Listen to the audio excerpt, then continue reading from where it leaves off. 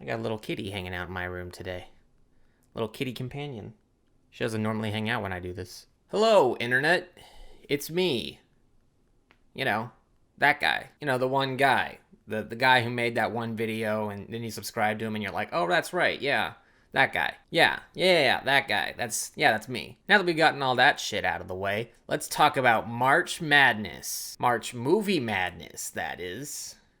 I don't know, I couldn't come up with anything better. Basically, I saw some movies in March and I'm going to talk about them. This is like my version of a quickie, except I don't think it's going to be that quick. So let's start things off with the elephant in the room. The one, the only, Zack Snyder's Justice League. We live in a society. So I was actually kind of looking forward to the Snyder Cut, not because I thought it was going to be good, and it wasn't, but I was mainly looking forward to it because of the fact that it's just this weird anomaly of a movie, where it's like, they shot the movie, then Joss Whedon came in and reshot like half of it, or like 75% of it, according to Snyder.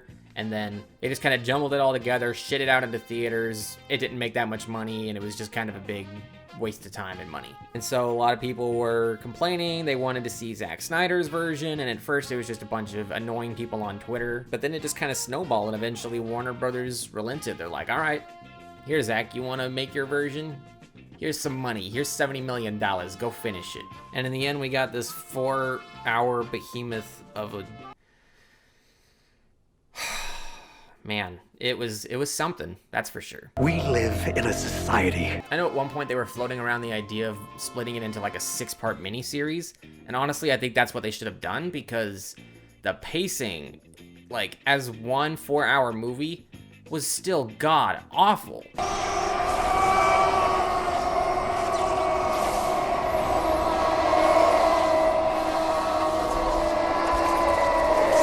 I haven't seen that many 4-hour movies. In fact, you could probably say this is the only one I've ever seen.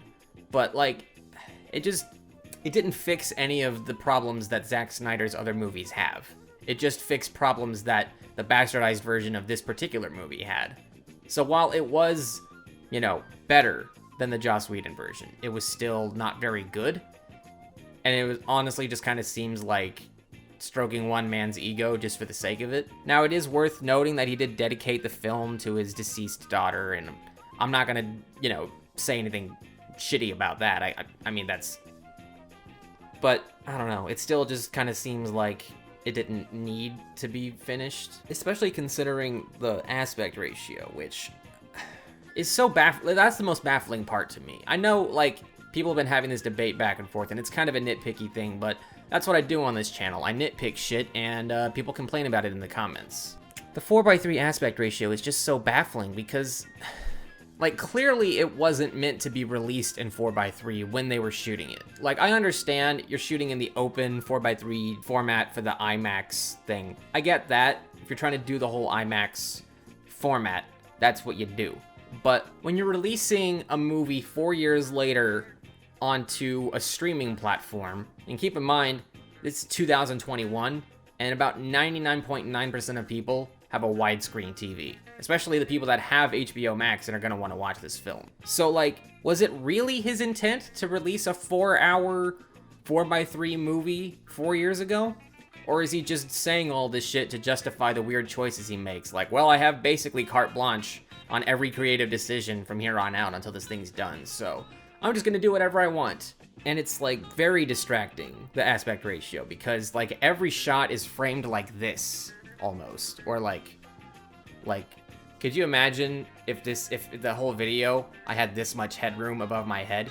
You'd be like, can you move your camera down a little bit, or stand up a bit more? Yeah, that's what watching the Snyder Cut is like. Every single scene, there's like all this headroom, and you're just like, as an editor, I can see the exact parts of the frame that I would crop to make it 16:9, but they just didn't do that. And I'm really confused as to why, especially when there are several shots that are like clearly shots that were rendered for the Joss Whedon version, which was, you know, 185 or 178 or whatever. And they have been like basically pushed in to look like really skinny and weird. And it's like only a couple of shots, but whenever it does happen, it's super distracting, especially as someone who's been editing videos for like over a decade. It was like watching a shitty rip of a DVD that someone put through Windows Movie Maker and uploaded to YouTube in like 2007. It was like bizarre. And it's like, what's the total price tag for all of this now? Like almost $400 million? And you have something that looks that shitty? It's like worse than the GoPro footage in The Hobbit, and that's saying something. Anyway, that part is all over. Like I said, the pacing wasn't great, but that's Zack Snyder for you. He's just, I don't think he understands pacing at all. But I like that they added some more character stuff and sort of rounded out people like The Flash and Cyborg. I was actually wanting a Cyborg movie after seeing the Joss Whedon Justice League because that seemed like the most interesting part of it to me. And in the Zack Snyder version, it was, you know, more interesting, and I got more out of that. And if they want to work out their differences at DC, and I wouldn't be surprised if they didn't because of the whole, you know, Ray Fisher thing. If they want to work all that out and actually make a Cyborg movie, I think it would be awesome, but I don't think they're going to because who even knows what the fuck they're gonna do? I don't even think they know what they're gonna do. But yeah, I gave it about 5.5 to like 5.7 out of 10. When I gave the original movie just a straight 5. So make of that what you will. I thought the ending was a lot better. I thought some scenes were handled better. I thought the look of the film was, you know, I mean, it's Zack Snyder's look, so take it or leave it. But despite all the extra headroom, I think the cinematography was improved because they didn't just like crank up the saturation and it just looks like garbage. I mean, it's still Zack Snyder garbage, but it could be like worse garbage. It's that old expression about you can polish a turd all you want, it's still a turd. That's basically the Snyder Cut. We live in a society. And that's all I have to say about that, so moving on. So about this time last year, I made a video called Trolls World Tour and the Death of Movie Theaters. Here's a link. Wait, they don't do annotations anymore. I don't know if I can even do that. And in it, I basically said I was fine with movie theaters dying and, you know, the pandemic sort of accelerating that. But yeah, now that vaccines are starting to be rolled out and movie theaters are starting to increase their capacity, there are movies that are insisting on only being released in theaters. And I saw one of them over the weekend, and it was called Nobody. Nobody.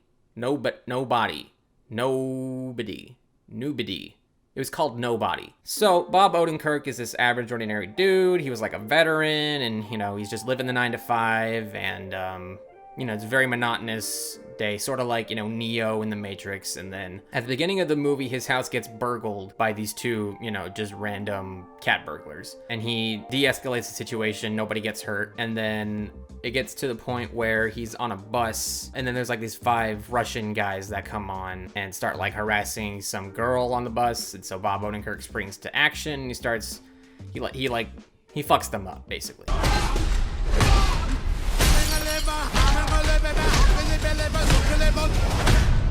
And then over the movie, it's slowly revealed more and more that Bob Odenkirk is like basically like the Terminator, except he's not a robot. As the movie goes on, they try to reveal more and more about him, but like they keep it vague enough to where it's sort of like amusing that nobody cares about his backstory, but like we as the audience care. And you can hint at it, and they do have that, and they also have brief exposition dumps, but like it wasn't enough to sort of like give me a sort of picture of the world he came from. And there's, like I said, being ambiguous and vague in that sort of way, it can be done well, but in this movie it felt like they were piling on a little too much to where it was like, do we know anything about him? But that's the point, he's nobody. You don't know anything about his past. It's really hard to not compare it to John Wick because it's the same screenwriter, it's the same dude behind both movies. I mean, it's also worth noting that the director of Nobody is also the guy who directed Hardcore Henry, so it's sort of a blending of the two's, you know, styles. But in John Wick, the whole thing was that like every time, you know, John Wick ran into someone he knew, there was always like this sort of like feeling in the room, like everyone knew who he was and they knew what he was capable of. But that doesn't really work when you invert it in Nobody, when nobody knows what he's capable of. I mean, it kind of works, but it didn't really work in the way that I guess I was expecting. And it's not like there were a lot of plot twists that made it interesting. I don't know why I'm really complaining about the plot, because this is basically just a kick-ass action movie, and it does have some great action scenes. And you can tell that the people behind John Wick also made this movie. There are some great, you know, fights, there's some bloody kills. I mean, the blood looks terrible. The CGI, for some reason, is like the worst part of this movie. I mean, I know it's low budget, but like, come on. But overall, I had a good time watching it. I'm like, don't get me wrong about the whole like nitpicking about his backstory. Like, that doesn't really matter. Like I said, it's just an action movie, and if you just want an action movie out of it, it delivers on that. It's darkly funny. It's got, you know, like I said, great fights, and there's really not much more to it. And I think that's kind of why I gave it a 7 out of 10, because as well executed as the action scenes were, and I love me some great action, it wasn't like ultimately that memorable. I kind of forgot about it a few hours after I saw the movie. So, like I said, I still recommend it, but, you know, if it doesn't stick with you past, like, you know, a day after seeing the movie, don't worry about it. It's not a big deal. None of it's a big deal. I mean, I guess I just want John Wick 4 at this point. I shouldn't be dogging on this movie. It's pretty good. Go see it. If you feel comfortable going to see a movie in the theaters, go see it. If not, wait till it's on video on demand and, I don't know, steal it or some shit. Or give them money. You should give them money, but, you know, the economy. But yeah, 7 out of 10.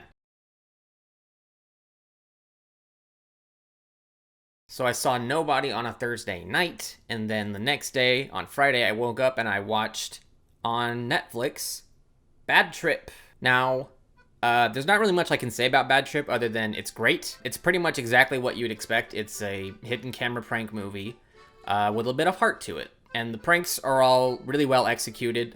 Pranks. They're mostly stunts, like in public. And it's produced by Jeff Tremaine, so, you know, there you go. They got that jackass sort of flair going for them. But I really liked it. I thought it was pretty good. Like, the plot does not matter in this movie. The plot is, like, it's there to give the movie, like, a structure.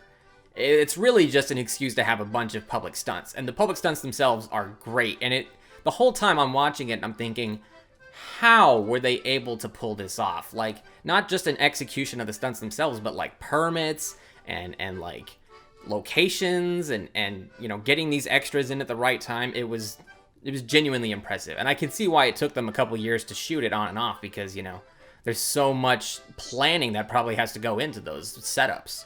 So yeah, I gave it an 8 out of 10. I thought it was great. Eric Andre was great. I'm a big Eric Andre fan, and it was great to see that he was just doing the same thing as he always does.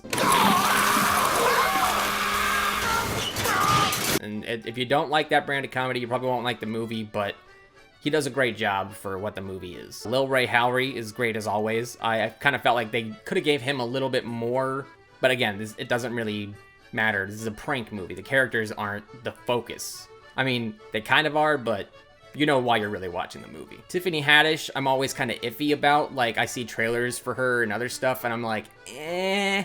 So with her, I think it really depends on the project, but she was actually pretty good in this movie. I think one of the most impressive parts is how they're able to, like, keep improvising whenever there's all these strangers, like, interacting with them. Like, even more so than, like, Sacha Baron Cohen with Borat. I would say I was more impressed and overall just more enjoyed Bad Trip than Borat 2, which, I mean, we still have the original Borat, so take it or leave it. But yeah, no, this was great. I mean, and I think putting it on Netflix is kind of perfect because, I don't know, there always just seems to be something about watching, like, a Jackass movie in a theater that seemed weird to me. Like a room full of people that may or may not vomit at any given point. Speaking of vomit. But yeah, I would say it was worth the wait of all the delays of the pandemic and all that crap. But yeah, Netflix should have put it out quicker. However, it was the #1 movie in the world, which is kind of interesting that they have those metrics. Like, we are in a weird, like, half pandemic right now, like with theatrical releases. So Nobody was like the #1 film of the box office, but Bad Trip was the #1 movie on streaming. So now it's like we have 2 #1s, and it's kind of bizarre that I saw both #1 movies back to back, even though they're like 2 of the only handful of movies that came out that weekend. But yeah, not much more I can say about Bad Trip other than it's fun. Go see it. By go see it, I mean just fucking turn on your TV and open up Netflix. Like, you don't even have to leave your bed. It's great. And you can pause it as much as you want to in case, you know, you get too grossed out or you have to go take a piss. Again, I still prefer streaming. As cool as it was to see Nobody on a big screen, I don't know. I feel like that is sort of a movie that was sort of meant to be on streaming. So, I don't even know. I don't even know at this point. I know nothing. Moving on to the last movie I'm going to talk about, and that is the ultimate cinematic crossover, That's right, Godzilla vs. Kong.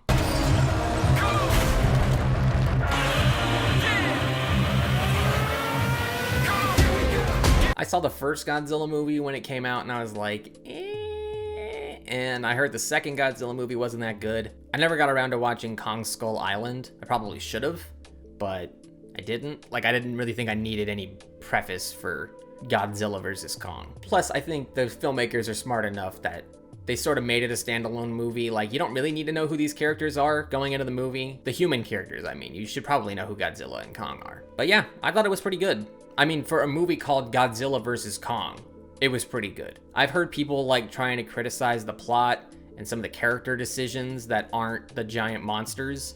And my response to that is, the name of the movie is Godzilla vs. Kong.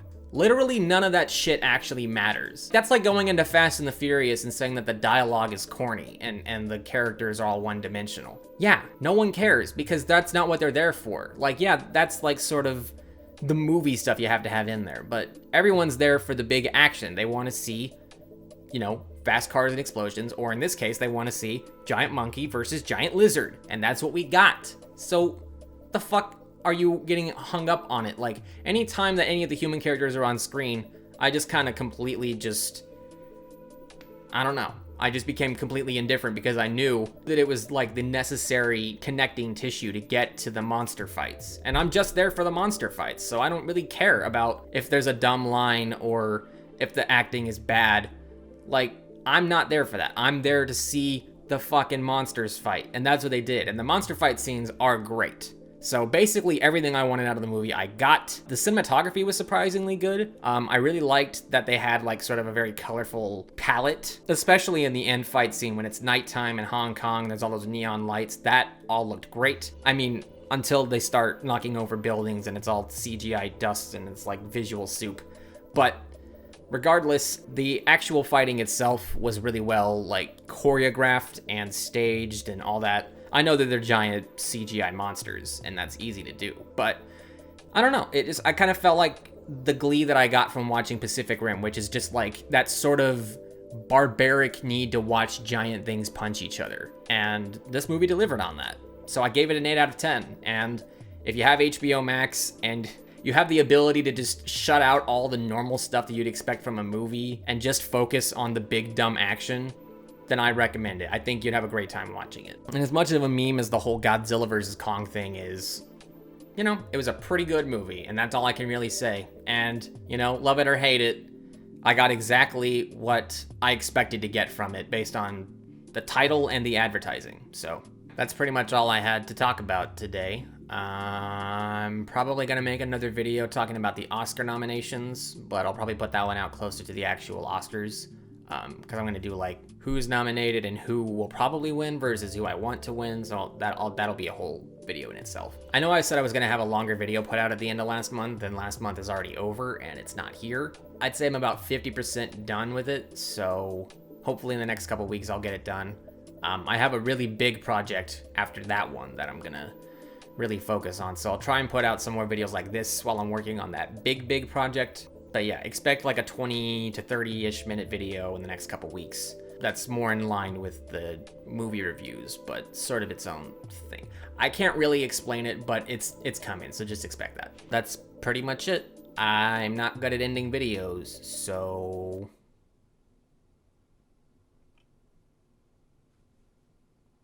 the end?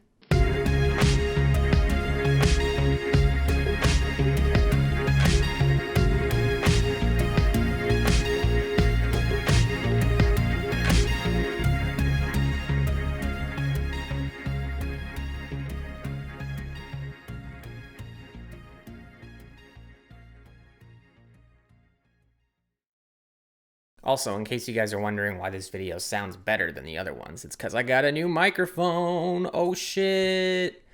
Yeah, we're upgrading, even though I'm still using a camera from 2013, so, you know, baby steps, guys. Give me some time.